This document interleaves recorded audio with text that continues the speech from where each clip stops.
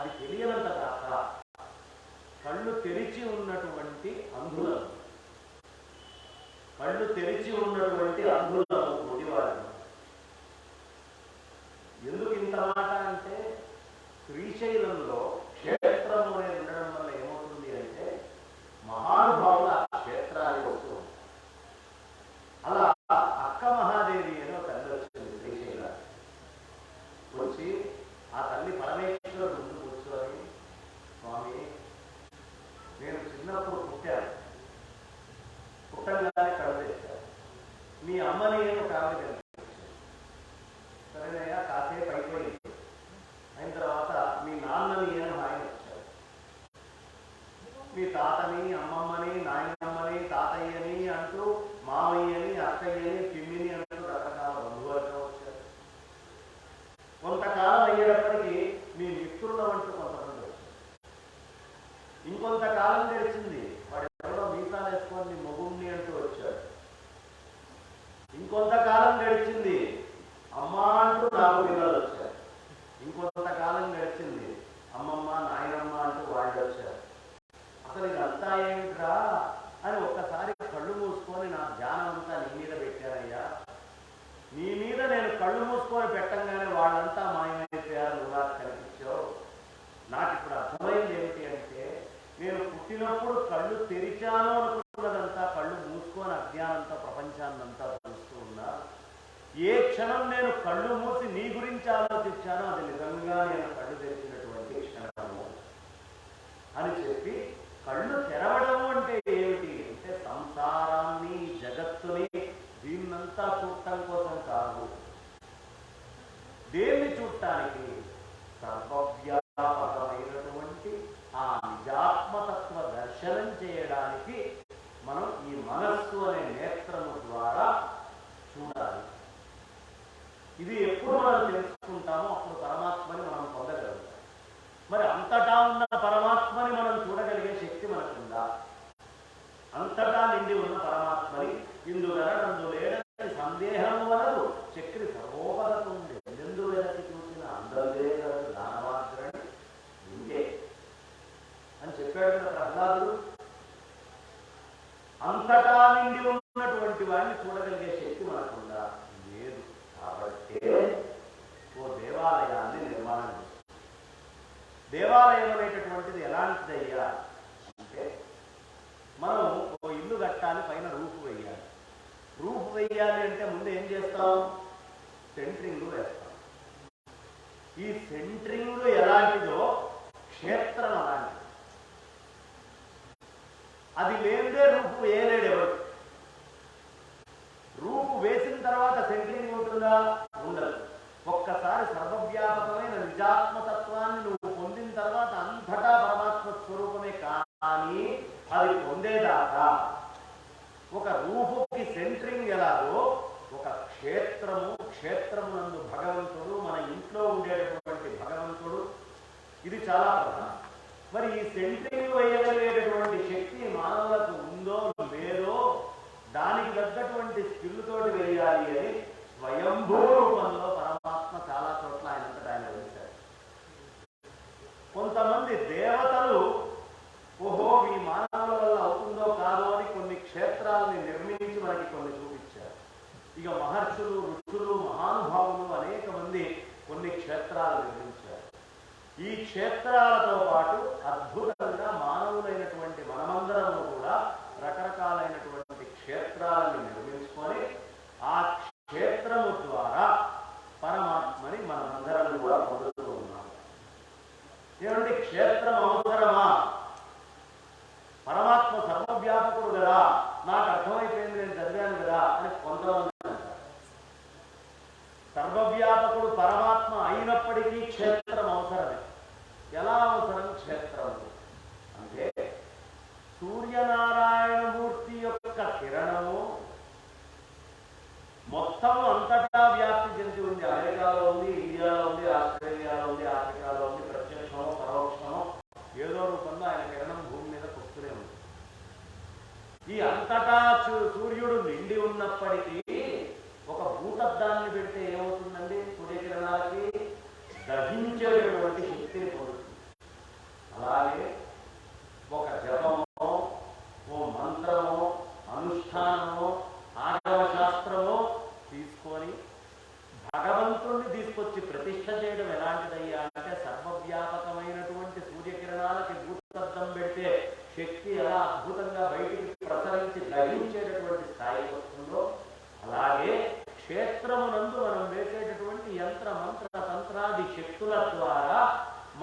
పాపరాశిని మొత్తాన్ని భస్మీపటనం చేసేటటువంటి శక్తి ఆ క్షేత్రంలో నుంచి వస్తుంది. అందుకని క్షేత్రానికి వెళ్ళాలి. దానికోసం పాపరాశిని భస్మం చేసుకోవడం కోసం అంతటా నిండి ఉన్న పరమాత్మ. కొంతమంది అడుగుతారు, అయ్యా పరమాత్మ సర్వవ్యాపకుడు, మరి అంతటా ఉండేటటువంటి వాడు ఒకడే అయి ఉండాలి కదా, ఇన్ని రూపాలు ఎందుకండి అనే ప్రశ్న కొంతమంది వేస్తారు. దీన్ని శాలువా అంటారు. ఇది తీసుకొని నేను నెత్తికి కట్టుకున్నాను అనుకోండి, ఆ నెత్తి మీద తలపాగాలాగా ఉంటుంది. ఇదే వస్త్రాన్ని భుజం మీద వేసుకుంటే అంగవస్త్రము అంటారు. ఇదే తీసుకొని నేను నడుముకి బిగిస్తే ఆ వస్త్రం పేరు మారు. వస్త్రము ఒకటే అయినప్పటికీ వాడేటటువంటి విధానము ఉన్నటువంటి ప్రదేశాన్ని బట్టి ఎలా పేరు మారుతుందో, సర్వవ్యాపకమైనటువంటి పరమాత్మే ఉపాసకానాం కార్యార్థం బ్రహ్మణ రూపకల్పతే అని ఆ బ్రహ్మ, ఆ సర్వవ్యాపకమైన పరబ్రహ్మ మన యొక్క అవసరాన్ని తగ్గట్టుగా మనకి ఏది కావాలో ఆ ప్రదేశంలో ఉన్నప్పుడు ఆ నామముతో ఆ రూపముతో స్వామివారిని పిలుచుకుంటూ ఉంటాం. వస్త్రంలో ఏం మార్పు లేదు. అదే తలపాగా అయింది, అదే భుజం మీద ఉన్నప్పుడు చక్కగా మనకి అంగవస్త్రం అయింది, అదే నడుముకి కట్టుకునేటటువంటి వస్త్రము కూడా అయింది. దాన్నే ఎక్కి కట్టుకుంటే తుండుగుడ్డ అంటున్నారు, ధోతి అంటున్నారు. దాన్నే భుజం మీద వేసుకుంటే అద్భుతమైన శాలువ బాగా వేసేటటువంటి దుశ్శాలువ అంటున్నారు. వస్త్రము ఒకటే అయినా వాడేటటువంటి ప్రదేశాన్ని బట్టి ఎలా దాని పేరు మారుతుందో, సర్వవ్యాపకమైన పరమాత్మ కూడా నీ కోరికని బట్టి సృష్టియా స్థితియా లయమా, నీకేం కావాలి, నీకు అవసరం ఏమిటి, ఆ అవసరానికి తగ్గట్టుగా ఆ అవసరానికి సంబంధించినటువంటి ఉపాధి రూపాన్ని అక్కడ తీసుకొని భక్తుల యొక్క కోరికల్ని ఆయన తీరుస్తుంది. కాబట్టి ఒకప్పుడు ఏకో దేవ శివోవా కేశవోవా, ఒకడే అయినటువంటి దేవుణ్ణి ఒకళ్ళు ఒక నామంతో ఒకళ్ళు ఒక నామంతో ఇంకో నామంతో పిలుస్తారయ్యా. కానీ ఈ దేవతా స్వరూపాలన్నీ కూడా ఒకటే, నీకు ఏ అవసరమో దానికి తగ్గట్టుగా. ఎలా అంటే మనం చక్కగా మొన్ననే మేము కాశీలో అద్భుతంగా శంకర జయంతి ఉత్సవాలను నిర్వహిస్తున్నాం. శంకరాచార్యుల వారి యొక్క విగ్రహాన్ని తీసుకొని వెళ్ళి బ్రహ్మాండంగా గంగలో పుష్కర సమయంలో అభిషేకాలు అర్చనలు అన్నీ కూడా చక్కగా చేస్తారు. అయితే గంగ కాశీలో చాలా ఘాట్లుగా ఉంటుంది. అందులో ప్రధానమైనటువంటి 5 ఘాట్లు. ఒకటి పంచగంగా ఘాటు, 2 దశాశ్వమేధ ఘాటు అనేటటువంటి ఘాటు. ఆ తర్వాత కొంచెం పక్కకు వస్తే మణికర్ణిక వస్తుంది. మణికర్ణిక దాటిన తర్వాత కేదార హరిశ్చంద్ర ఘాట్లు, ఆ తర్వాత అస్సి ఘాట్ అని 5 ఘాట్లు ప్రధానంగా చెప్తారు. వీటిల్లో ఉపఘాట్లు మిగతావన్నీ. ఇప్పుడు మొన్న మేము పుష్కరాలకు వెళ్ళినప్పుడు అక్కడ ఏదైనా కార్యక్రమం చేయాలన్నా స్నానం చేయాలన్నా మేము పంచగంగా ఘాట్ దగ్గరికి వెళ్తే, అయ్యా గంగ యొక్క సమస్తమైనటువంటి రాశీభూతమైన లక్షణాలన్నీ కూడా ఇందులో ఉన్నాయి, ఇక్కడ కనుక మీరు పితృతర్పణాలుగా ఏదైనా పని చేస్తే మీ పని బ్రహ్మాండంగా అవుతుంది అని అక్కడ బ్రాహ్మణుడు కొంచెం ముందర చెప్తాను. ఇది దశాశ్వమేధ ఘాట్ అండి. ఇక్కడ బ్రహ్మదేవుడు అద్భుతంగా 100కి పైగా మీకు అశ్వమేధ యాగాలను నిర్వహించాడు. చాలా గొప్పమైన 10 అశ్వమేధాలు చేశాడు, ఊహకందనటువంటి అశ్వమేధాలు. దీన్ని అందుకనే దశ అశ్వమేధ ఘాట్ అన్నారు.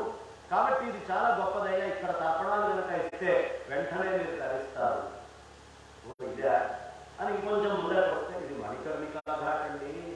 అసలు మణికర్ణిక గురించి చెప్పడం దుర్లభము. మధ్యాహ్నం సమయంలో మౌనంగా మనం ఉంటే వ్యాసాది మహర్షులు కూడా ఈ ప్రదేశానికి వచ్చి ఆ అద్భుతమైనటువంటి అభిజిల్లగ్న సమయంలో దాంట్లో స్నానం చేస్తారు. చాలా విశేషంగా ఉంటుంది, గొప్పదండి. ఇక్కడ తర్పణాలు చేసుకోండి గొప్పదని ఆయన. ఇక వెళ్తే హరిశ్చంద్రుడు సత్యం కోసం అండి, కేదారేశ్వరుడు ఇక్కడ ఉన్నాడండి. ఈ కేదారేశ్వరుడి యొక్క శూలము 3గా ఉంటుంది కదా. ఈ శూలాలలో ఒకటి విశ్వనాథుడైతే, ఇంకొకటి తిలాభాండేశ్వరుడైతే, ఇంకొకటి కేదారేశ్వరుడండి. ఈ 3 కొసల మీద ఉన్నటువంటి ప్రధాన క్షేత్రాలు. కాబట్టి ఇక్కడ తెలియదు మీకు చాలా గొప్పది. ఇంకొంచెం బాగా వెళ్ళాం, అస్సీ ఘాట్ దగ్గరికి వెళ్ళేటప్పుడు అయ్యా అస్సీ ఘాట్ చాలా గొప్పదండి. అమ్మవారు యుద్ధం చేసిన తర్వాత ఆవిడ ఖడ్గము రాక్షస సంహారం అయ్యారు ఇక్కడ ఆ ఖడ్గం పడ్డది కాబట్టి అస్సీ ఘాట్ గొప్పది అని వాళ్ళు చెప్తారు. అలాగే వైష్ణవుల దగ్గరికి వెళ్ళామనుకోండి, విష్ణు క్షేత్రం చాలా గొప్పదండి. శైవుల దగ్గరికి వెళ్ళామనుకోండి, శివక్షేత్రం చాలా గొప్పదండి. ఇంత గొప్పది బాగుందయ్యా అని గాణాపత్యం దగ్గరికి వెళ్తే ఇది గొప్పదంటే అసలు మార్గం అంటే ఇది అంటారు. సౌరుల దగ్గరికి వెళ్తే అయ్యా ఇది మార్గం, మెట్లు ఇది అని వాళ్ళు గొప్పని చెప్తూ ఉంటారు. అంబిక దగ్గరికి వెళ్తే ఆ అంబిక నుంచి ఇంకేముందండి, ఇందులో దిగండి అంటారు. ఇందులో ఎందులోంచి దిగినా, దశాశ్వమేధ ఘాట్ నుంచి దిగినా, లేదు మీరు మణికర్ణిక నుంచి దిగినా, పంచగంగ నుంచి దిగినా, కేదార హరిశ్చంద్రాదుల దగ్గర దిగినా, అస్సీ ఘాట్లో దిగినా దిగుతోంది ఎందులోకి? గంగలోకే దిగుతున్నారు అందరూ కూడా.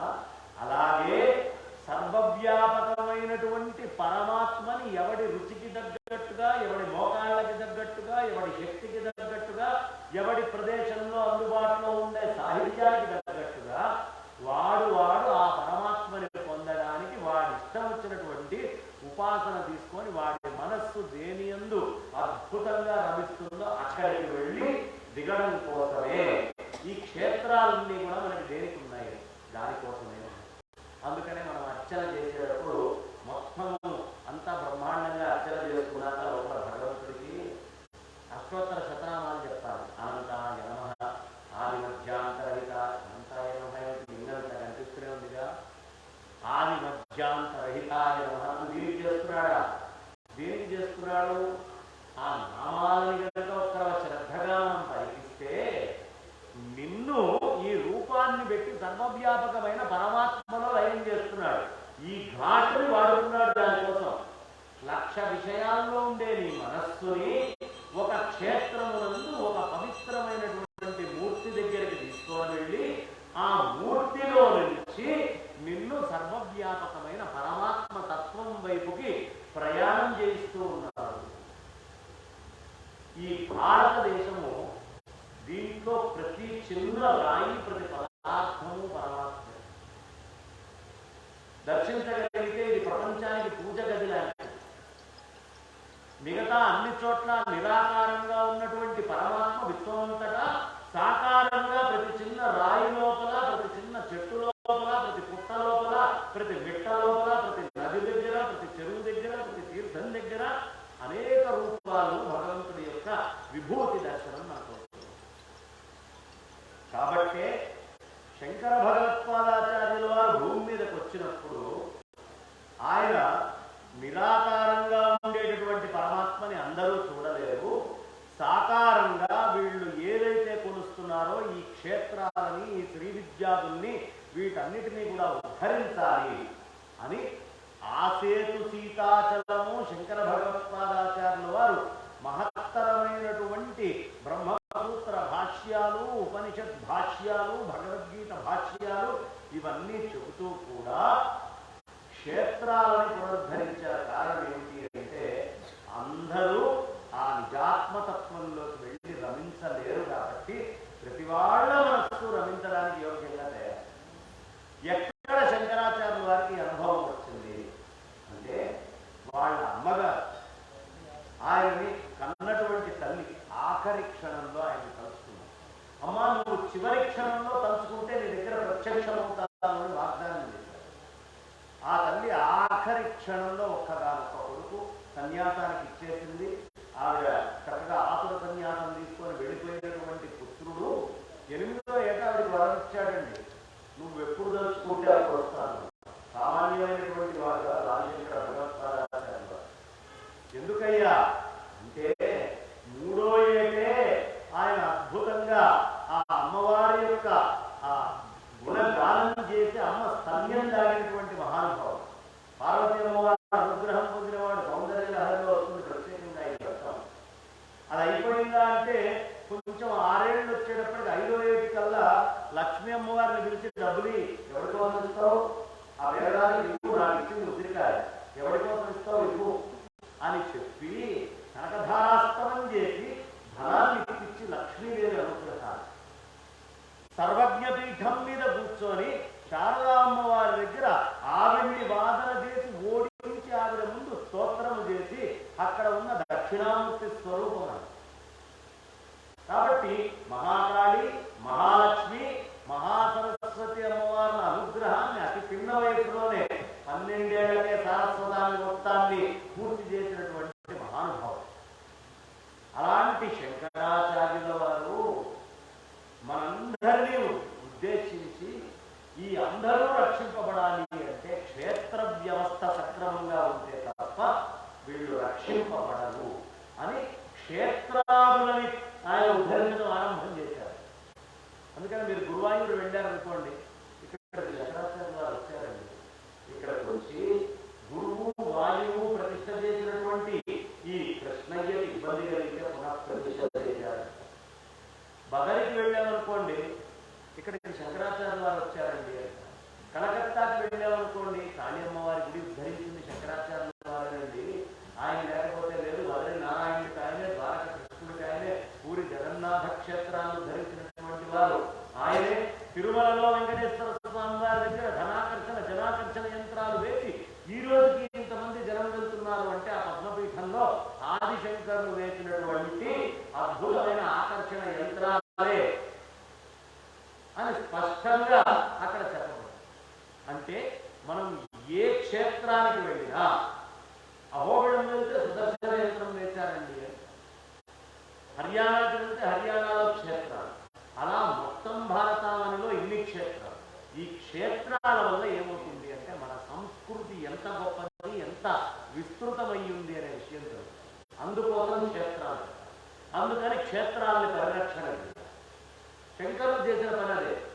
ఇప్పటికీ పాకిస్తాన్లోకి వెళ్ళామనుకోండి, హింగలాజ్ దేవి మందిరం అని ఉంటుంది. ఈ హింగలాజ్ దేవి మందిరాన్ని శంకరాచార్య వారు చక్కగా పునఃప్రతిష్ఠ చేశారు. ఆ అమ్మవారి దగ్గర అవసరమైన పూజా విధానాన్ని మొత్తాన్ని చేశారు. ఈ రోజుకి హింగలాజ్ దేవికి బలోచిస్తాన్ పాకిస్తాన్లో కూడా అద్భుతంగా పూజ. అది మన సంస్కృతిని ఇవాళ పాకిస్తాన్లో కూడా ప్రకాశరాజు గుడైనా ఇవన్నీ తెలియపరుస్తున్నాయంటే కారణం ఎవరు? ఆ క్షేత్రాలు అక్కడ నిర్మించబడడం వల్లే కదా. కాబట్టి క్షేత్రము మన సంస్కృతిని తెలియపరుస్తుంది. నా దగ్గరకు వచ్చి ఓ నాస్తికుడు వాదన చేశారు. అయ్యా, లేనిపోయివన్నీ చెప్పి డబ్బులు వృధా చేస్తారు, దండగ చేస్తారు, మీకంటే పనికి మాలిన విధంగా డబ్బు దండగ చేసేవాడు లేడు, ఆ గుళ్ళు గోపురాలు పెట్టి అన్నారు. చాలా మంచి మాట చెప్పారండి. బాగుంది. నాకు ఒక చిన్న అనుమానం ఉంది. ఇవాళ భారతీయ సంస్కృతి ఎంత గొప్పది అని చెబితే మీకు ఆనవాలుగా మిగిలినటువంటివి క్షేత్రాలు. ఎప్పుడో ఇది పల్లవులు కట్టారండి, చాళుక్యులు కట్టారండి అని క్షేత్రాలని చెప్తున్నారు. కానీ ఆ ఊళ్ళో ఇల్లు కట్టుకున్నవాడు ఎవరిది 100 ఏళ్ళు మించి లేదే. పెద్ద పెద్ద కోటలు కూడా వెళ్ళిపోయినాయే. మేమందరం వాటికి పూజలు చేసుకుంటూ కాపాడుకుంటూ రావడం వల్ల భారతదేశానికి ఇంత చరిత్ర ఉంది, ఇది ఇంత గొప్పది అని నేను చెప్పగలుగుతున్నాను.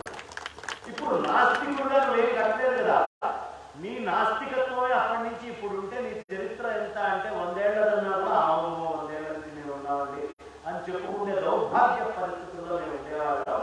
అలాంటి దౌర్భాగ్య పరిస్థితుల్లో మేము లేకపోవడానికి మాకు పరమాత్మ, పరమేశ్వరుడు, క్షేత్రము, ఆలయము, ఆగమము, దాని పట్ల భక్తి, శ్రద్ధ, పూజా విధానము ఇవన్నీ ఉండడం వల్ల మా చరిత్ర ఇంత గొప్పది అని నీకు నాస్తికుడైనటువంటి నీకు, భారతదేశంలో పుట్టినటువంటి నీకు కూడా ఓ చరిత్రను ఇచ్చింది నా గుడేనయ్యా.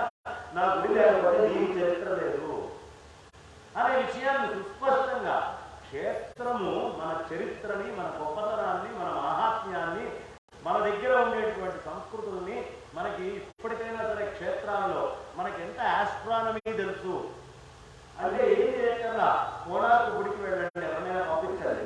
లేదు మన దగ్గర నల్గొండలో ఛాయా సోమేశ్వర ఆలయానికి పంపించండి. లేదు అద్భుతంగా అరసవెల్లి వెళ్ళి సూర్యనారాయణ స్వామిని చూడమనండి. కాదండి మార్తాండ క్షేత్రాన్ని కాశ్మీర్లో వెళ్ళి చూడమనండి. ఇలా క్షేత్రాలలో కావాల్సినంత ఆస్ట్రానమీని మన వాళ్ళు తీసుకొచ్చి పెట్టారు. కాబట్టి ఇవాళ ఆస్ట్రానమీ అనేటటువంటి దానికి పుట్టిల్లు భారతదేశం అని ఒప్పుకునే స్థితికి వాళ్ళందరూ వచ్చారు. తీసుకొచ్చి పెట్టారంటే వాళ్ళు ఉండాలండి. అంత ఎత్తు మీద 200 అడుగుల ఎత్తు మీద అంత రాయిని తీసుకెళ్లి పెట్టాడు టెక్నాలజీస్ ఉన్నాయో నీకు తెలియాలి అంటే మా క్షేత్రాన్ని ఇప్పటికీ ఎవరి దగ్గరైనా కృష్ణదేవరాయలు గారి అంతకుముందు తొండమాన చక్రవర్తి ఇచ్చినటువంటివి గారి ఏ 9వ శతాబ్దం అనుకోండి 1వ శతాబ్దంలో అనుకోండి ఇచ్చినటువంటి బంగారు నగలు మన పరంపరగా మన దగ్గర ఎవరి దగ్గరైనా ఉన్నాయా? ఇవాటికి భారతదేశంలో అత్యంత పురాతనమైనటువంటి నగలు నట్రా ఉన్నాయి అంటే క్షేత్రం ఉండబట్టి ఆ క్షేత్రానికి వాళ్ళు ఇవ్వబట్టి దాన్ని కాపాడబట్టి మన దగ్గర ఉన్నటువంటి మెటలర్జీ ఎంత, ఈ మెటలర్జీ టెక్నిక్ ఎంత గొప్పది. 2000 సంవత్సరాల క్రితం పంచలోహ విగ్రహం ఇవాళ దొరుకుతోంది అంటే క్షేత్రం అనే సంప్రదాయం ఉండబట్టేగా మెటలర్జీ మనం కాపాడుకోగలిగింది. ఉత్తర తరాలకి ఇంత గొప్ప మెటలర్జీ ఉంది. ఉడ్చీలు అనేటటువంటి ఒకటి భారతీయుడు తయారు చేశాడు. ఇవాళ టెక్నాలజీ వచ్చినా ఎవరు తయారు చేయలేకపోతున్నారు అని మనం దేని వల్ల చెప్పగలుగుతున్నాం? క్షేత్రాలు ఉండడం వల్లే కదా. కాబట్టి క్షేత్రము అనేటటువంటిది చాలా ప్రధానమైనది. ఎప్పటిదాకా క్షేత్రం అవసరము? ఈ క్షేత్రంలో ఉండే క్షేత్రజ్ఞుడిని ఎరిగి నువ్వు క్షేత్రజ్ఞుడివి కానంతదాకా భౌతికంగా ఉండేటటువంటి క్షేత్రం ప్రతివాడికి అవసరమే. ప్రతి నిత్యం వాడు వెళ్ళి పూజ చేసుకుంటూ ఆ భగవంతుని ఆరాధన చేసుకుంటూ ఉండాల్సిందే, లేకపోతే వృధా. కాబట్టి ఈ క్షేత్రాలని కాపాడడం అనే ధర్మం ఎప్పటి నుంచి నేర్పించాలి? అగో ఆ పిల్లవాడు కూర్చున్నాడే, అంత చిన్న వయసు నుంచి ఈ క్షేత్రం ఏమిటి, క్షేత్రం యొక్క గొప్పతనం ఏమిటి, ఇందులో మా దగ్గర ఉండే కళలైన నాట్య భంగిమనేమిటి, మేము వాడేటటువంటి వస్త్రాలు ఏమిటి, మా దగ్గర ఉండేటటువంటి ఆ అద్భుతమైన వాయిద్యాలు ఏమిటి, ఏ విధమైన సైన్యం అక్కడ ఉండేది, ఎన్ని రకాలైన అలంకారాలు చేసుకునేవాళ్ళు, ఇవన్నీ కూడా మనకి క్షేత్రంలో చెక్కి అద్భుతంగా ఈ రోజుకి పెట్టారు. ఈ పెట్టడం వల్ల మనకి సంస్కృతి తెలుస్తోంది. నాన్న గుడి చూడడం అంటే గుడికెళ్ళి ఊరికే చూడటం కాదా, ఆ గుళ్ళో వాళ్ళు కొన్ని వేల సంవత్సరాల చరిత్రని, మన యొక్క గొప్పతనాన్ని, మనం వాడినటువంటి ఆ లోహాది వస్తువుల్ని అన్నిటినీ కూడా నిర్ణయం చేశాడు. ఎందుకు క్షేత్రం అవసరము అనే విషయం అతి చిన్న వయసు నుంచి నేర్పించకపోతే బొగ్గు తీసుకొని వెళ్ళి వాడు ఏదేదో రాసుకోవడానికి తప్ప ఏ పాత క్షేత్రం దేనికి పడదు. ఈ క్షేత్రాల గురించి నాకు బాధ వేస్తూ ఉంటుంది. హంపీకి వెళ్తాను నేను. ఈ హంపీ దగ్గరకు వచ్చి ఫారినర్స్ వావ్ అని వాడు ఒక్కసారి ఇట్లా లేపుతాడు. మనవాడు అక్కడ వెళ్ళగానే బొగ్గు ముక్కో, చాక్పీస్ ముక్కో, పెన్సిల్ ముక్కో, పెన్ను ముక్కో దొరికితే దాని మీద అడ్డమైనటువంటి రాము ఏదో వాడు పెట్టినట్టు వాళ్ళ పేర్లు రాసుకోవడం తప్ప అసలు మన పూర్వీకులు ఎలా ఈ శిలల్ని తరలించారు, ఎలా కట్టారు, వీళ్ళ దగ్గర ఇంత టెక్నాలజీ, ఈ ట్రాన్స్పోర్ట్ ఇంతది కట్టాలి అంటే ఎంత లాజిస్టిక్స్ ఉండాలి. ఒక చిన్న గుడి మనం కడితేనే ఎన్ని లాజిస్టిక్స్ విషయంలో కేర్ తీసుకోవాలండి.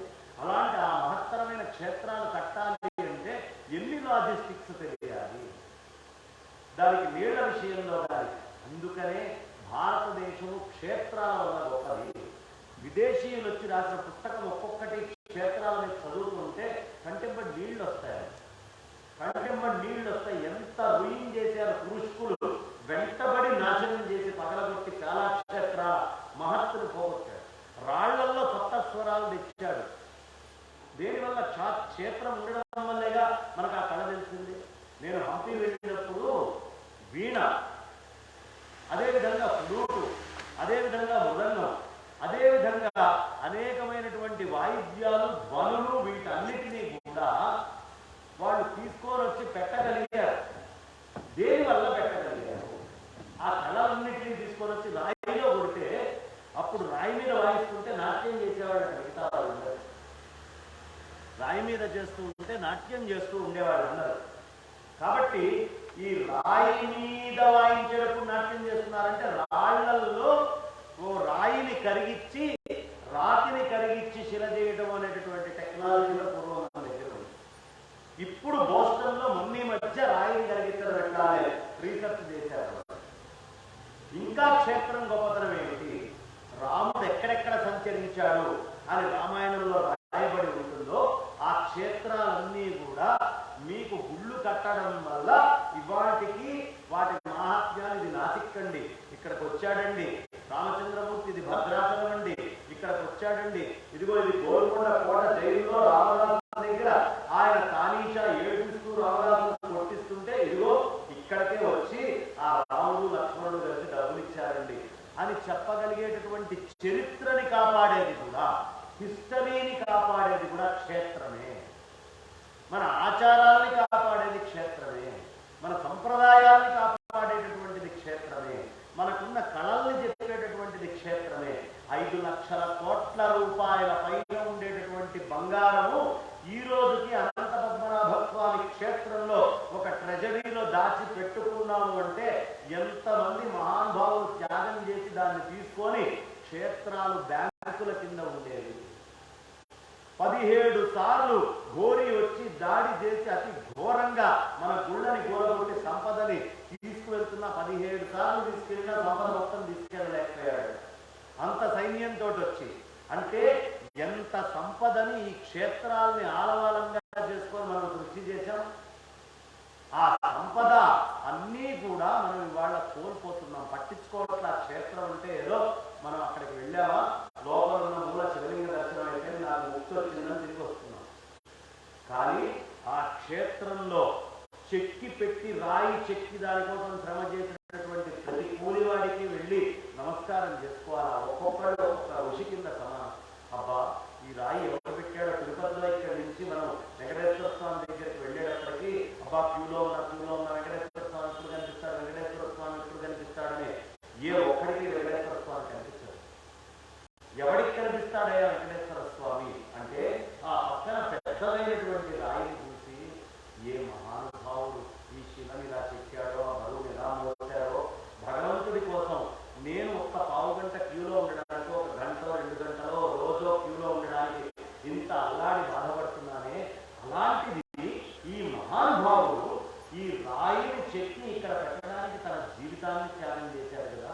ఆ మహానుభావుడికి నమస్కారం. ఆ మహానుభావుడు వల్ల ఇవాళ నేను వెంకటేశ్వర స్వామి దర్శనం చేసుకుంటున్నాను అని ఎవరైతే చేసిన పనిముట్టుని, పనితనాన్ని దానికి వాడబడ్డటువంటి పశువులతో గుర్తు చేసుకుంటాడో వాడికి వెంటనే అనుగ్రహిస్తాడు, ఖచ్చితంగా అనుగ్రహిస్తాడు.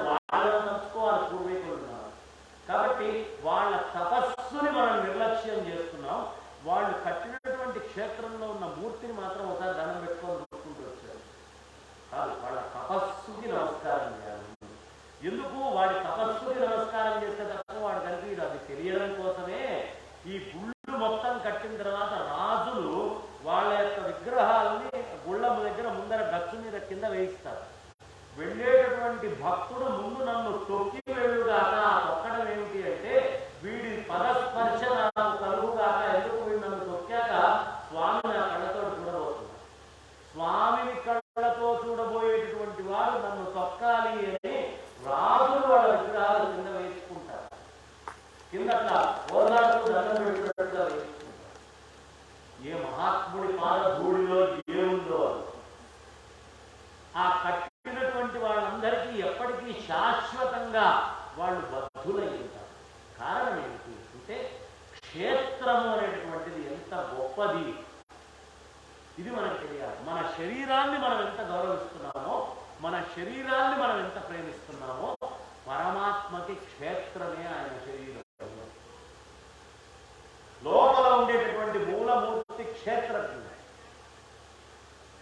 ఆ క్షేత్రజ్ఞుడైన స్వామి దగ్గరికి వెళ్ళాలనే కంగారులో క్షేత్రాన్ని నిర్లక్ష్యం చేస్తున్నాం. అది చేయకూడదు. క్షేత్రముని తెలుసుకున్న వాడికే క్షేత్రజ్ఞుడు అవుతారు, తెలుస్తుంది. అందుకనే మీకు ఆనందం అనేది అర్థం కావాలి అంటే దాని ప్రయాణం చేశారు. ఎలా? ముందు అన్నమయ కోశము అన్నారు, రెండోది ప్రాణమయ కోశము అన్నారు, మూడోది మనోమయ కోశము అన్నారు, 4 విజ్ఞానమయ కోశము అన్నారు, 5వది ఆనందమయ కోశం. ఇదంతా గుడి మొత్తము అన్నమయమైతే ఈ గుళ్ళో వాళ్ళు చెక్కి పెట్టినటువంటి ఉపదేవతలందరూ కూడా ప్రాణమయ శరీరం. ఆ ఉపదేవతలకి చేసేటటువంటి ఉపచారాలన్నీ కూడా మనోమయ శరీరం. ఈ ఉపచారాలు చేసినటువంటి దాని నుంచి నువ్వు పొందేటటువంటి జ్ఞానం మహాత్ములు పెట్టిన ఉపచారాల్లో ఏముంది తెలుసుకోవడం విజ్ఞానమయ కోసం. ఈ 4 తెలిసిన తర్వాత కానీ ఆనందమయమైనటువంటి ఆ ఆనంద నిలయంలోకి వెళ్ళి ఆ పరమాత్మని దర్శించలేము. అందుకనే దాన్ని ఆనంద నిలయము అంటారు స్వామివారు ఉండేటటువంటి ప్రదేశాన్ని. ఈ ఆనంద నిలయము అనేటటువంటి మాట రావడానికి అన్నమయం నుంచి కొలుచుకుంటూ ఆనందం దాకా ఒక్కొక్క అడుగు మనం ముందరికి వేస్తూ వెళ్తే తప్ప ఈ ప్రయోజనం లేదు. అంటే ముందు శరీర మాధ్యం కలు ధర్మ సాధనం. ఏ ధర్మం చేయాలన్నా భౌతికంగా ఉండేటటువంటి క్షేత్రంలో పెట్టిన ఇటక దగ్గర నుంచి లోపలార్చన చేస్తున్నటువంటి బ్రాహ్మడి దాకా అందరినీ, అన్ని కులాలు ఉంటాయండి. ఒక క్షేత్రంలో ఒక కులమే ఉండదు. అన్ని కులాల వాళ్ళు, అన్ని వృత్తుల వాళ్ళు అన్ని పనులు చేస్తే తప్ప ఒక క్షేత్రం నిలబడదు. కాబట్టి ఎవడో ఒకడు గొప్ప కాదు. క్షేత్రం ఉంది అంటే ఆ క్షేత్రానికి నక్షా గీసిన వాడి దగ్గర నుంచి, ప్రతిష్ట చేసిన వాడి దగ్గర నుంచి, తుడిచేవాడి దగ్గర నుంచి, బట్టలు కడిగేవాడి దగ్గర నుంచి ప్రతి ఒక్కరికి కాళ్ళకి నమస్కారం చేయాల్సిందే రాష్ట్రాన్ని. అంతటి మహత్తరమైన తపస్సు అందరూ చేస్తే తప్ప ఒక క్షేత్రం ఏర్పడదు. కాబట్టి అలాంటి మహత్తరమైనటువంటి క్షేత్ర పరిరక్షణ, క్షేత్రాన్ని మనం ఎప్పుడు తీసుకుంటామో, క్షేత్రంలో జ్ఞానం మనం ఎప్పుడు తెలుసుకుంటామో అప్పుడు క్షేత్రజ్ఞుడు మనకు అర్థమవుతాడు. ఈ క్షేత్రంలో ఉండే క్షేత్రజ్ఞుడు అర్థం కావాలన్నా శంకర భగవత్పాదాచార్యుల వారు మనకందరికీ చాలా అద్భుతంగా చెప్తారు. దేహో దేవాలయో ప్రోక్త జీవో దేవ సనాతన యజేద్ అజ్ఞాన నిర్మాల్యం సోహం భావేన పూజ. ఈ దేహమే ఒక దేవాలయం. జీవో దేవ సనాతన, ఇందులో ఉన్న జీవుడే ఆ మూలమూర్తిగా నీకు కనిపిస్తున్నటువంటి రాముడో, కృష్ణుడో, వెంకటేశ్వర స్వామి, శివుడో, అమ్మవారో, గణపతో, సూర్యనారాయణతో నువ్వు ఏది కొలిస్తే అది సుబ్రహ్మణ్య స్వామి. జీవో దేవ సనాతన. ఇక్కడ చెయ్యాల్సిన పని ఏమిటి అంటే, ఒక విగ్రహం నీకు కనిపిస్తోంది. ఆ విగ్రహం ఒక రాయిలాగా ఉండేది.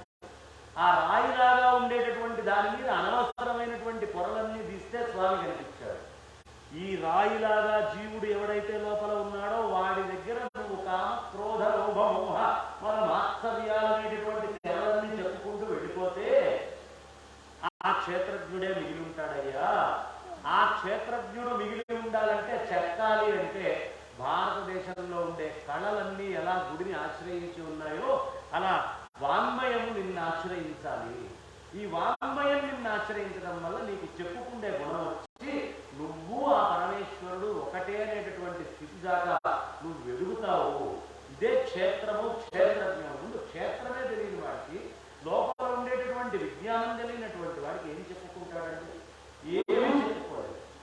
కాబట్టి ఈ విషయం మనకు అర్థం కావాలి అంటే మొట్టమొదట మనం చేయాల్సినటువంటి పని ఏమిటి? క్షేత్ర పరిరక్షణ అనేది బయట చేసుకోవడం ఆరంభించింది. క్షేత్రంలో ఉండేటటువంటి విజ్ఞానాన్ని పరిరక్షణ చేయడం అనేటటువంటి విభాగాన్ని మనం చేసుకుంటూ ఉంటాం. ఇదంతా జాగ్రత్తగా చేసుకుంటే తప్ప క్షేత్రజ్ఞుడైన పరమాత్మ దగ్గరికి చేరలేము. ఈ కట్టినటువంటి గుడి ఏదైనా ఉంది అంటే ఈ మధ్యకాలంలో నాకు ఆశ్చర్యం వేస్తుంది. క్షేత్రం ఉండదు, క్షేత్రజ్ఞుడు ఉండదు.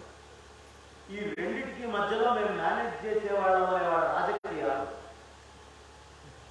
లేదా రాజకీయ నాయకుల యొక్క పని పాట లేకుండా ఖాళీగా ఉండే వాళ్ళ పెత్తనం నడుస్తుంది.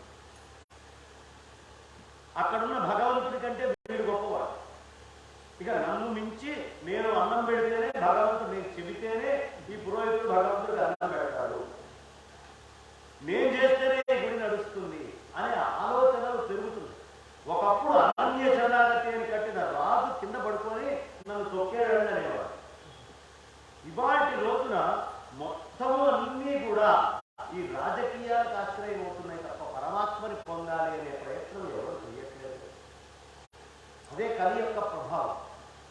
కాబట్టి అసలు గుడికి ముందు ఎవరైతే నిర్వహణలో ఉన్నారో వాళ్ళు వాళ్ళని చెప్పుకోవాలి, కింద వాళ్ళని చెప్తారు. నేను ఈ ఒక గుడి గురించి నేను మాట్లాడట్లేదండి. ఇక్కడ ఉన్నటువంటి కర్తల కార్యకర్తల గురించి ఎవరి గురించి చెప్పట్ల. దేశంలో విద్య కంటే కూడా రాజకీయాలు గుళ్ళల్లో ఎక్కువ వ్యాప్తి చెందుతున్నాయి. దాన్ని తగ్గించుకోవాల్సిన బాధ్యత మనందరిది. ఈ ఒక్క గుడిని కాదు, అన్ని గుళ్ళల్లో కూడా తగ్గించుకోవాలి రాజకీయాలు. ఇక్కడ ఉన్నాయో కూడా నాకు తెలియదు, చిన్న గుడే కాబట్టి బహుశా ఎక్కువ ఉండకపోయి ఉండొచ్చు.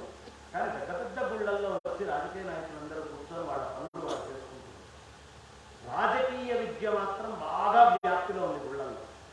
మిగతా కళలు అన్ని పోయినా కూడా అలాంటి స్థితి నుంచి మనం గుడిని మనందరం మన గుడి అనుకొని బాగుంటుంది.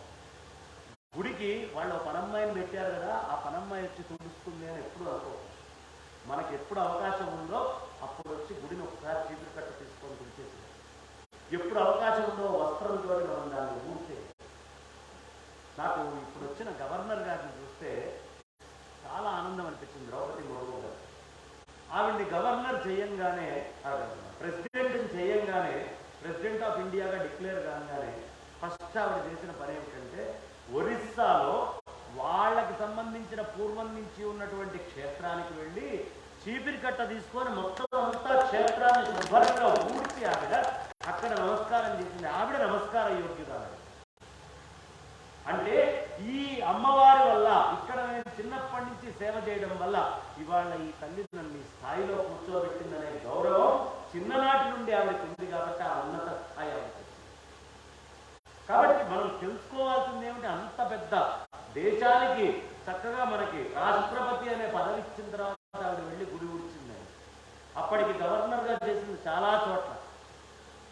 దీన్ని బట్టి అంతటి మనిషే ఆవిడ ఊడుస్తూ ఉంటే మనకి ఎక్కడి నుంచి వస్తుందండి అహంకారం? నేను ఊడ్చేది ఏమిటి, నేను చేసేది ఏమిటి కాదు. గుడి పని ఉంటే దాన్ని చేయడానికి ముందు అడుగులు వేయాలి. గుళ్ళో ఏదైనా ధర్మానికి సంబంధించినటువంటి విషయాలు చెప్తుంటే పిల్లల్ని తీసుకొని వచ్చి ముందే కూర్చోబెట్టి విషయాలు వినిపించాలి. ఇవాళ వినిపించలేదనుకోండి, భవిష్యత్తులో ఆ పిల్లవాడు తల్లిదండ్రుల్ని గౌరవించాడు. ఎందుకు గౌరవించాడు? వాడి పుస్తకాల్లో ఎక్కడా, వాడి పోర్షన్లలో ఎక్కడా, వాడి సిలబస్లో ఎక్కడా, మొత్తం సిలబస్లో తల్లిదండ్రుల బాధ్యత నీదిరా, తల్లిదండ్రుల్ని గౌరవించాలిరా, మాతృదేవోభవ, పితృదేవోభవ, ఆచార్యదేవోభవ, అతిథి దేవోభవ, ఇవి రాసిలేవుగా. నా సిలబస్లో లేని అవుట్ ఆఫ్ సిలబస్ కదా. ఉన్న సిలబస్లే నేను చదవలేక ఓ 3-4 క్వశ్చన్లు మా టీచర్ చెప్తే ఆ 4 చదువుకొని నేను రాస్తున్నాను కదా అని వాడు అనుకుండేవాడు. వాడు మిగతా వాళ్ళని పెద్దయ్యాక ఎందుకు చూస్తాడు? అమ్మా గుర్తుంచుకోండి, ఇంట్లో ఉండేటటువంటి సంస్కారాల్ని చాలా జాగ్రత్తగా ముందరికి తీసుకెళ్ళాలి. ఇప్పుడు నేను చెప్తున్నటువంటి మాట చాలా ప్రధానమైనటువంటి మాట, బహుపరాగ్గా చాలా శ్రద్ధగా వినండి. ఎందుకు ఇంత ఖచ్చితంగా చెప్తున్నాను అంటే, మనం ఉపనయనమనో లేదు ధోతి కట్టడమో, చీర కట్టడమో, పెళ్ళో ఏదో సంస్కారాలు చేస్తున్నాం కదా పిల్లలకి. అమ్మాయి పెద్ద మనిషి అయిందనో కార్యక్రమాలు ఏవో చేస్తున్నాం కదా. ఎందుకు చేస్తున్నాం ఈ కార్యక్రమాలు అంటే, ఈ మొత్తము ఒక అద్భుతమైనటువంటి మామిడి చెట్టు ఉందనుకున్నాము. ఈ మామిడి చెట్టుకి ఒక పిందె వచ్చింది. ఆ పిందెని వెంటనే కోసుకొని ఎవరైనా తినడానికి యోగ్యంగా చూస్తాడా? చూడడు. ఆ పిందె పండై అందులోంచి కోసేసిన ఆనందంగా ప్రపంచానికి ఉపయోగపడేట్టుగా తయారు ఎప్పుడవుతుంది? ఈ చెట్టు దానికి అవసరమైన శక్తిని మొత్తాన్ని సక్రమంగా లోపలికి పంపించి దాంట్లో అవసరమైన న్యూట్రియంట్స్ అన్నిటినీ పంపించి మళ్ళీ అందులో టెంక భూమిలో నాటితే చెట్టులాగా లేచేట్టు అందులో ఉండే సారం అంతా ప్రపంచానికి ఉపయోగపడేది. ఈ రెండు చేస్తేనే ప్రయోజనం. అట్లాగే మీకు పుట్టినటువంటి పిల్లవాడు, ఇందాకే మీకు చెప్పానుగా, దేనివల్ల మనం పుట్టాం? ధర్మ అర్థ కామాల వల్ల మనం పుట్టాం. దేనివల్ల? ధర్మ అర్థ కామాల వల్ల. ఇప్పుడు పిల్లవాడికి మీరు చెప్పాల్సింది ఏమిటి? ధర్మ అర్థ కామాలు. ఈ 3 వాడికి సక్రమంగా చెప్తే మోక్షం అనేది వాడు సాధిస్తాడు.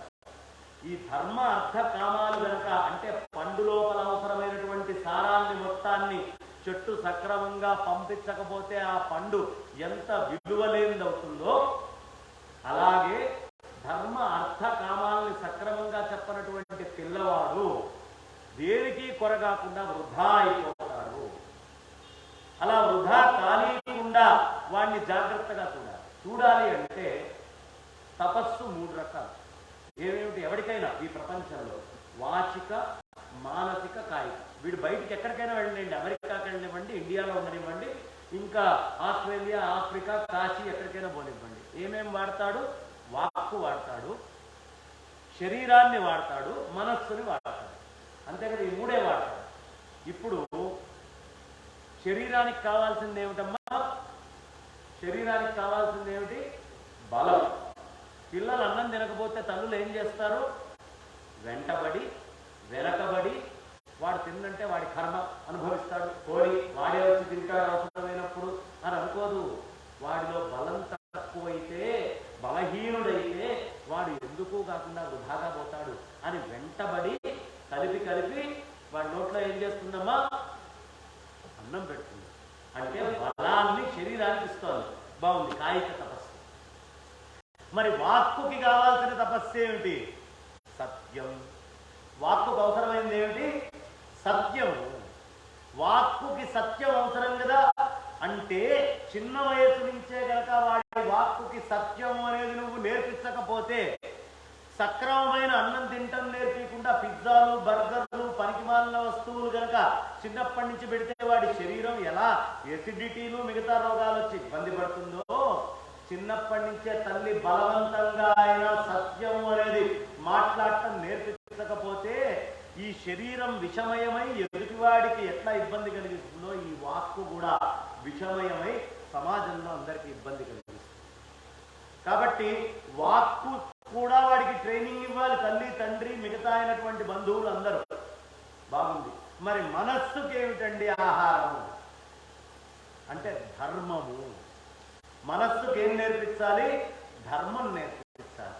ఇప్పుడు బలవంతంగా అన్నం పెడుతున్నారు కానీ బలవంతంగా సత్యాన్ని, ధర్మాన్ని ఏ తల్లిదండ్రులైనా పిల్లవాడికి చెప్తున్నారా?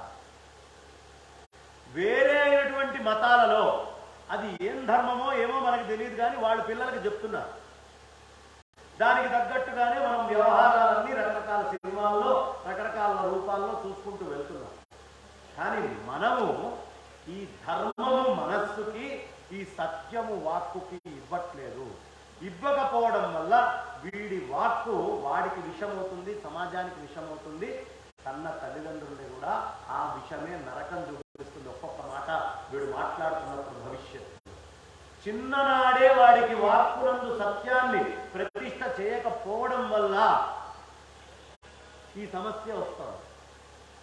మనస్సుకి చిన్ననాడే ధర్మం నువ్వు చెప్పకపోవడం వల్ల ఇలాంటి ధార్మిక కార్యక్రమాలు జరుగుతున్నప్పుడు ఉపన్యాసానికో దానికో తీసుకొచ్చి వాడికి 4 మంచి మాటలు వినిపించకపోవడం వల్ల వాడు ధర్మము అనేటటువంటిది ఏమిటి వాడికి తెలియదు. ఇప్పుడు మనస్సుకి అధర్మాన్నే ధర్మం అనుకుంటాడు వాడు. నీ యొక్క ధర్మము, నీ మతాన్ని నువ్వు సక్రమంగా చెప్పకపోతే పక్కవాడు వచ్చి ఇదే గొప్పదని చెప్తాడు. చెప్పినప్పుడు వాడు మారుతాడు. మారినప్పుడు అందులో వాడు ధర్మం చేస్తాడు, అధర్మం చేస్తాడు, వాడి కర్మ వాడు అనుభవిస్తాడు. అందుకని వాడికి చిన్న వయసులోనే ధర్మము అనేటటువంటిది బోధ చెయ్యాలి. ఈ ధర్మ బోధ ఎక్కడ చెయ్యాలి? క్షేత్రాలలో చెయ్యాలి. ఇలా క్షేత్రాల్లో ఉపన్యాస రూపంలో మనం పెడితే పిల్లలలోకి ధర్మము అనేటటువంటి దాన్ని వాడి మనసులోకి పంపించాలి. ఏమిట్రా ధర్మం? తల్లిని చూడటం ధర్మం, పెళ్ళాన్ని కొట్టకుండా ఉండడం ధర్మం, మొగుణ్ణి సేవించడం ధర్మం. ఈ ధర్మాలన్నీ అబ్బే కాదండి, మాకు అత్తగారు మామగారు లేనటువంటి పిల్లవాడే కావాలి, మా అమ్మాయి అప్పుడే ఎత్తుకబడుతుంది, పెళ్లి చూపులు అనగానే వీళ్ళ ఆస్తి దస్తావేజులన్నీ చూసి వీడికి ఏం లోన్ లేదు, ఫుల్గా ఉంది, అయితేనే మా పిల్లలు ఇస్తాము అనే స్థాయికి వెళ్ళారు అంటే వాడికి అర్థం ఒకటే చెప్తున్నారు, దాంట్లో ధర్మం లేదు. ధర్మం అంటే ఏమిటి అంటే ఇప్పుడు ఈ టెంక ఉంది చూసారా మామిడి పండు లోపల, అది ధర్మం. ఆ గుజ్జు ఉంది చూసారా, ఆ గుజ్జు మొత్తం అర్థం. మనీ, ఫైనాన్స్, దాంట్లో ఉన్న రెవెన్యూ ఏమిటి? గుజ్జే. ఈ రెవెన్యూని సాధించాలి అనేది కామం. నీ శరీరంలోకి అది వెళ్తుంది అప్పుడు కామం ఉంటే. ధర్మ, అర్థ, కామాలు 3. ఈ ధర్మము అనేటటువంటిది నీకు పురాతనంగా నీ కుటుంబంలో వస్తున్న సంప్రదాయం. ఇది నువ్వు ఇవాళ తీసుకొని మళ్ళీ నీ పిల్లవాడిలో నాటి, నీ పిల్లవాడిలో నుంచి వాడి తర్వాత పిల్లవాడిలో కూడా నాటి ఇలాంటి చెట్టును తయారు చేయాలి. మళ్ళీ పండు రావాలి. ఆ పండు గురించి ఎవడు ఆలోచించట్లా. గుజ్జు, రసం అంతా హైబ్రిడ్. పోయింది, కాలం మారింది. కాదయ్యా, మళ్ళీ అది రివైవ్ కావాలి అంటే చిన్న వయసు నుంచే పిల్లల లోపల ధర్మాన్ని ప్రతిష్ఠ చేయాలి. అదేవిధంగా అర్థ విషయాల్ని సమాజంలో వినియోగించేట్టుగా అర్థ విషయాలు చెప్పాలి. దాన్ని కామించి సాధించడం అనే లక్షణం, ఆ ధర్మ అర్థాల్ని కామంతో సాధించడం నేర్పించాలి. ఆ తర్వాత దేన్ని అంటకుండా మోక్షముతోటి వాడు వెళ్ళగలిగే స్థితిని వాడు సాధించుకోవాలి. ఈ మొదటి 4 కావాలి అంటే చిన్న వయసు నుంచి క్షేత్రాలకు గనక పంపిస్తే క్షేత్రాలకు మహాత్ములు వస్తారు.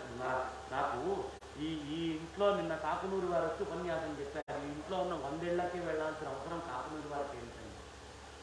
ఆయనకి ఏం పనులు వచ్చి ఈ 100 ఏళ్లలో తిరిగి ప్రతి ఇంట్లో ఉపన్యాసం చెప్పాల్సింది?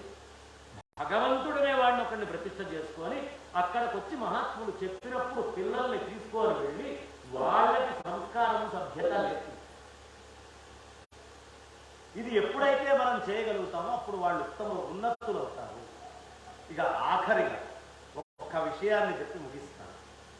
ఏమిటయ్యా అంటే, సచ్చిదానంద రూపాయ విశ్వోత్పత్యాదిహేతవే తాపత్రయ వినాశాయ శ్రీకృష్ణాయ వయం నమః అని మనకి పెద్దలు చెప్తారు. సచ్చిదానంద రూపాయ, సత్తు చిత్తు ఆనందమే రూపంగా కలిగినటువంటి వాళ్ళు. ఇది మనం ఇప్పుడు చెప్తా చూడండి. మీరందరూ నా వైపు చూస్తున్నారు. నేను ఈ క్షణం మీకు సత్యం. నేను మీ అందరి వైపు చూస్తున్నా. మీరందరూ నాకు ఇప్పుడు ఈ క్షణం సత్యం. మా అలకాపురంలో ఉన్న వాళ్ళకి నేను సత్యం కాదు, మీరు సత్యం కాదు. అవునా? సత్ అనేటటువంటిది ఒకటి. చిత్ చైతన్యము అనేది అలకాపురంలో ఉన్నవాడికి ఒకటే, నాకు ఒకటే, అమెరికాలో ఉన్నవాడికి ఒకటే, అమలాపురంలో ఉన్నవాడికి ఒకటే. దాన్ని చైతన్యము అన్నారు, కామన్. ఆనందము అనేది మళ్ళీ మాత్రం. మీరు ఏది సత్తని చూస్తున్నారో ఇప్పుడు ఇక్కడి నుంచి నేను మాట్లాడే మాటల్లో మీకు ఆనందమో దుఃఖమో ఏదో ఒకటి కలుగుతుంది. ఆ ఇంట్లో సీరియల్ చూసేవాడికి ఆ సీరియల్లో ఉండేటటువంటి విషయంలో ఉండే ఆనందం వాడు సత్యం అనుకున్నాడు కాబట్టి అందులో ఆనందం దుఃఖం వాడిని ఆశ్రయిస్తుంది. వాస్తవానికి సత్యం ఎప్పుడూ ఒకటే, అది పరమాత్మ. చైతన్యం ఎప్పుడూ ఒకటే, అది పరమాత్మ. ఆనందం ఎప్పుడూ ఒకటే, అది పరమాత్మ. ఈ మొత్తము పరమాత్మే అనే విషయం ఎవరికి అర్థం కాలేదో వాడు చూసే ప్రపంచం దాకానే వాడు సత్యం అనుకుంటున్నాడు. అందులో నుంచి వచ్చేదే ఆనందము అని అనుకుంటున్నాడు. కానీ ఎవడు సత్తు చిత్తు ఆనందము మూడిటిని ఒకటే స్కేల్లో కట్టి నేను చూసేదంతా పరమాత్మ, నాచే చూడబడుతోందంతా పరమాత్మ, ఈ చూపిస్తున్నటువంటి చైతన్యం పరమాత్మ, ఇందులో ఉన్నటువంటి ఆనందము పరమాత్మే అని ఎవడు అనుకుంటాడో వాడు సచ్చిదానంద స్వరూపుడు. ఆ సచ్చిదానంద స్వరూపుణ్ణి పూర్తిగా అర్థం చేసుకోలేనప్పుడు విశ్వోత్పత్యాది హేతవే.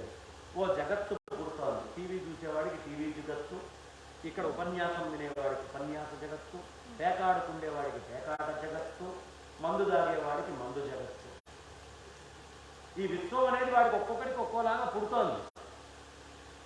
అది సృష్టి అవుతోంది, స్థితి అవుతోంది, లయం అవుతోంది. విశ్వోత్పత్యాది హేతవే. దీనివల్ల ఏమవుతోంది అంటే నీ జగత్తుని పరమాత్మను వదిలిపెట్టి నువ్వు తయారు చేసుకొని నీ ఆనందాన్ని నువ్వు చూసుకోవడం వల్ల తాపత్రయం అనేది నిర్వహిస్తోంది. ఈ తాపత్రయం పోవాలి అంటే ఏం చేయాలి? సత్తుని చిత్తుని ఆనందాన్ని మూడింటిని ఒకటే కొలమానంలో తీసుకొచ్చి పెడితే సచ్చిదానంద రూపాయ విశ్వోత్పత్యాది హేతవే తాపత్రయ వినాశాయ తాపత్రయాన్ని శ్రీకృష్ణాయ వయం నమః. నా అహహ మిగిలినటువంటి వాడు కృష్ణుడే, వాడు తప్ప ఇంకొకటి లేదు అనే విషయం మనకు తెలుస్తుంది. పిల్లలకు కూడా వాడు చూసేదంతా సత్యము అని మీరు ప్రపంచంలో మీరు చూసే మాయ అంతా వాడికి సత్యం చేయకండి. వాడికి ఈ బెంజ్ కారు ఇదే ఆనందము, ఈ చాక్లెట్టే ఆనందము అని ఆనందాన్ని మొత్తాన్ని ఇదే ఆనందం అని వాడికి ఇవ్వకండి. ఎందుకయ్యా అంటే వాటికి లోబడ్డటువంటి వాడు చైతన్య స్వరూపుడని మర్చిపోయి ఈ ఆనందాలు ఇవే శాశ్వతం అనుకుంటారు. చిన్న వయసు నుంచే వాళ్ళకి కొద్దిగా ఎల్కేజీ నుంచి డిగ్రీ దాకా గ్రాడ్యుయేషన్ దాకా జ్ఞానం ఎలా అందిస్తామో అలా మనం స్వాధ్యాయ ప్రవచనేచ మనం నేర్చుకొని వాళ్ళకు కూడా అందించాలి. ఈ విషయాన్ని మర్చిపోకూడదు అనే విషయాన్ని చెప్తూ ఉపన్యాసం చెప్పమంటే ఇలాగే ఇంకొన్ని గంటలు చెప్పమన్నా కూడా ఆ పరమాత్మ ఈ ఉపాధి నుంచి ఆగకుండా చెప్పిస్తాడు, దాంట్లో అనుమానం ఏమీ లేదు. నాకు ఆ ఈశ్వరుడు మీరున్న పూర్ణ విశ్వాసం పలికెడి భాగవతం అట పలికించెడి వాడు రామభద్రుడు అట పలికేదా. కాబట్టి ఆ చైతన్యం మాట్లాడుతోంది కాబట్టి ఎంతసేపైనా మాటలు వస్తాయి. కానీ ప్రతిదానికి కాలము అనేటటువంటి ప్రధానమైంది ఉంటుంది. కాబట్టి కాలాన్ని ఎప్పుడు అది దురతిక్రమమైంది కాబట్టి దాన్ని గౌరవించాలి. కాబట్టి కాలాన్ని అంటుకోకుండా ఉండే పరమాత్మని పొందిన వాడికి కాలంతో సంబంధం లేదు. కాలంతో సంబంధం ఉన్న మనమందరము కూడా పరమాత్మని తగులుకోవడానికి ప్రయత్నం చేసేవాళ్ళం. కాబట్టి ప్రతి ఒక్కడము ఆ ప్రయత్నంలో ఆ పరమాత్మని పొందాలి అని మనసా కోరుకుంటూ, ఈ శరీరము మాతృగర్భం నుంచి వచ్చింది. మాతృగర్భము అనేటటువంటిది పాపం ఆ తల్లి ఎన్నో కష్టాలు పడి మనకి జన్మనిచ్చింది. ఆవిడ ఉంటుందో పోతుందో తెలియదు. తల్లి రక్తం చూడకుండా పుట్టినవాడు ఎవడు భూమి మీద లేడు. తల్లి రక్తం రాకుండా, కొడుకు రక్తం లేకుండా తల్లి పెంచి ఉండొచ్చు. కానీ కొడుకు తల్లి రక్తం చూడకుండా ఈ భూమి మీద పుట్టిన ఆడవాళ్ళు మగవాళ్ళు ఎవరు లేరు. కాబట్టి అలాంటి ఆ తల్లికి నమస్కరిస్తూ, ఆ తల్లిలోకి ఎక్కడి నుంచి వచ్చామంటే తండ్రి కూడా కడుపులో పెట్టుకొని చూస్తేనే వచ్చాం. కాబట్టి తండ్రి గర్భంలో అయితే వీర్యంగా తల్లిలోకి వెళ్ళాం. కాబట్టి తల్లిలాగానే తండ్రి కడుపులో పెట్టుకున్నాడు. కాబట్టి ఆ తండ్రికి ఒక నమస్కారం చేస్తూ, ఆ తండ్రిలోకి ఎక్కడి నుంచి ఊడిపడలేదు, ఆ తండ్రి తిన్నటువంటి ఆహార పదార్థాల నుంచి వచ్చారు. కాబట్టి ఆ ఆహార పదార్థాలన్నిటికీ, ఆ ఔషధులన్నిటికీ నమస్కారం చేస్తూ, ఈ ఔషధులన్నిటికీ మూలమైనటువంటి వృక్షాలన్నిటికీ నమస్కారం చేస్తూ, ఈ వృక్షాలకి మూలమైనటువంటి, అంటే మనం వృక్షాల కంటే ముందు ఎక్కడున్నాం? భూమిలో ఉన్నాం. మన జన్మస్థానం భూమాత అని మనం అనటానికి కారణం అదే. చెట్టుకి పుట్టకి మనం మొక్కడానికి నమస్కారం చేయడానికి, ఈ జన్మ నాకు రాకముందు నేను చెట్టులో ఉన్నాను అని చెప్పడానికి. కాబట్టి అలాంటి ఆ భూమాతకి, ఈ భూమాత ఎక్కడి నుంచి వచ్చింది? జలం ఉంటేనే భూమి ఉంది. కాబట్టి ఆ జలానికి ఒక నమస్కారం. జలాల్లోకి ఎక్కడి నుంచి వచ్చాం? అగ్ని ఉంటేనే జలం. 2 హైడ్రోజన్ మాలిక్యూలు, ఒక ఆక్సిజన్ ఉంటే జలం వస్తుంది. కాబట్టి హైడ్రోజన్ అంటే అగ్నే. కాబట్టి ఆ అగ్నికి ఓ నమస్కారం. అంతకంటే ముందు నేను అగ్నిలో ఉన్నాను. ఈ అగ్ని కంటే ముందు నేను ఎక్కడున్నానయ్యా అంటే వాయువు లేకపోతే అగ్ని ఉండదు. కాబట్టి నేను ఆ వాయువులో ఉన్నా. కాబట్టి ఆ వాయువుకు నమస్కారం. ఆ వాయువు నుంచి, వాయువు ఉంది అంటే స్పేస్ ఖాళీ ఉంటేనే వాయువు వ్యాప్తి చెందుతుంది. కాబట్టి నేను అంతకంటే ముందు వాయుస్వరూపుణ్ణి ఉన్నాను. కాబట్టి ఆ వాయువుకు నమస్కారం. ఆ ఆకాశానికి నమస్కారం. ఆ ఆకాశం పరమాత్మ నుంచి వచ్చింది. కాబట్టి పరమాత్మకు ఒక నమస్కారం. తస్మాద్వా ఏతస్మాద్ ఆత్మన ఆకాశ సంభూత ఆకాశాద్ వాయు వాయోరగ్ని అగ్నేరాప అద్య పృథివీ పృథివ్యా ఓషధయ ఓషధీభ్యోన్నం అన్నాత్ పురుష అని మన పెద్దవాళ్ళు చెప్తున్నారు. కాబట్టి ఆ క్రమంలో సర్వవ్యాపకమైన పరమాత్మ నుంచి నేను ఆకాశములోకి వచ్చి శబ్దము అనే లక్షణాన్ని తెచ్చుకున్నాను. అక్కడి నుంచి వాయువులోకి దిగి స్పర్శ అనే 2వ లక్షణాన్ని తెచ్చుకున్నాను. అక్కడి నుంచి అగ్నిలోకి వచ్చి రూపము అనే 3వ లక్షణాన్ని తెచ్చుకున్నాను. అక్కడి నుంచి కిందకు వచ్చి జలములో నుంచి రుచి అనే ఒక లక్షణాన్ని తెచ్చుకున్నాను. అక్కడి నుంచి కిందకు వచ్చి ధరిత్రిలో నుంచి గంధము అనే ఒక లక్షణాన్ని తెచ్చుకున్నాను. ఆ గంధము నుంచి బయటికి వచ్చి నేను ఈ జీవుణ్ణి అని ఈ ఉపాధి ఒకదాన్ని కష్టపడి తెచ్చుకున్నాను. ఈ ఉపాధి అనేటటువంటి దాంట్లో ఈ క్షేత్రజ్ఞుడు ఈ 5 ఇంద్రియాలతోటి ప్రవేశించి అనేక నాటకాలు ఆడుతున్నాడు. వీడిలో వినిపించేటటువంటి శబ్దం, వీడు మాట్లాడే శబ్దం, వీడికి ఉన్న స్పర్శ, వీడిచ్చే స్పర్శ, వీడు చూసే రూపం, వీడిచ్చే చూడబడే రూపము, వీడిని చూసేటటువంటి రూపము, వీడి రూపంగా ఉండడము, వీడిలో ఉన్న రుచి, వీడిచ్చేటటువంటి రుచి, వీడు పీల్చే గంధం, వీడి నుంచి వచ్చేటటువంటి గంధము అన్నీ పరమాత్మ అనుగ్రహం వల్ల పంచభూతాల నుంచి అప్పు తీసుకొని బతికేటటువంటి ఈ జీవుడు ఈ ఉపాధికి ఓ నమస్కారం చేస్తూ, దీని మొత్తానికి మూలమైనటువంటి ఆ పరమాత్మ యొక్క సృష్టి రచనకి మొత్తము నమస్కారం చేస్తూ, ఇంత ప్రయాణం చేసి ఆ తిన్నటువంటి తిండి నా తండ్రి తిన్నాడు కాబట్టి మానవ శరీరం వచ్చిందయ్యా. ఇదే నా తండ్రి కాకుండా ఏ ఎలకో కుక్కో పందో పామో తింటే అక్కడ పుట్టుండేవాడిని నేను. కాబట్టి ఇంత మహత్తరమైన మానవ రూపాన్ని ఇచ్చినటువంటి ఆ తల్లిదండ్రులు దాకా అందరినీ నమస్కరించుకొని ఈ ఉపాధి ధర్మ అర్థ కామ మోక్షాలకి మాత్రమే ఉపయోగపడగాక అని, ఆ పరమాత్మని అందుకే ఉపయోగించబడాలి గాక అని ప్రార్థిస్తూ నా వాణికి నేను విరామాన్ని ఇస్తున్నాను. నాజ్యేన మార్గేణ మహిమహీక ఓ బ్రాహ్మణే లోకా సమస్త సుఖినో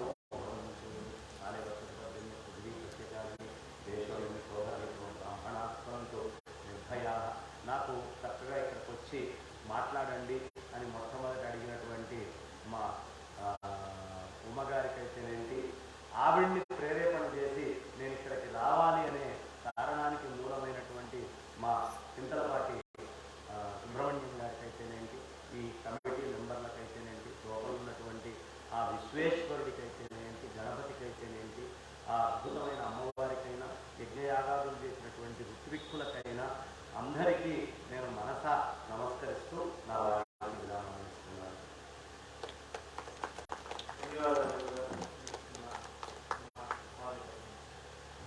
అదేమీ అవసరం లేదు దానికోసం.